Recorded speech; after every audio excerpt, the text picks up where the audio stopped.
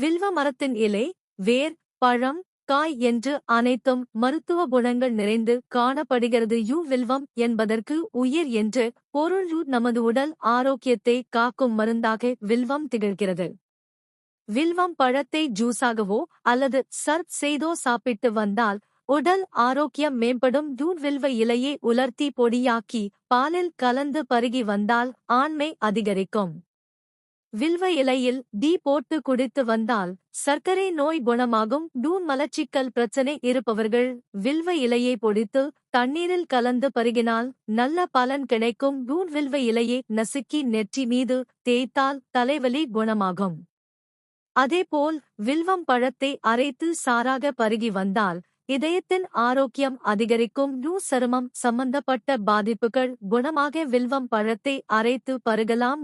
Allergy இருப்பவர்கள் இந்த பழத்தை சாப்பிட்டு வந்தால் சில தினங்களில் தீர்வு கிடைக்கும். வில்வம் பழத்தில் உள்ள ஊட்டச்சத்துக்கள்: கால்சியம், இரும்புச்சத்து, பாஸ்பரஸ், புரோட்டீன், வைட்டமின்.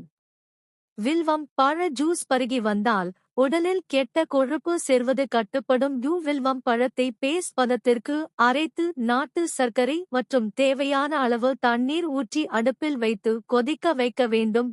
நன்றாக கெட்டியாக வரும் வரை கொதிக்க வைத்து ஆற வைத்து சாப்பிட்டு வந்தால் இருமல் பாதிப்பு குணமாகும். வில்வம் பழத்தை அரைத்து பருகினால் வயிற்றுப்போக்கு குணமாகும்.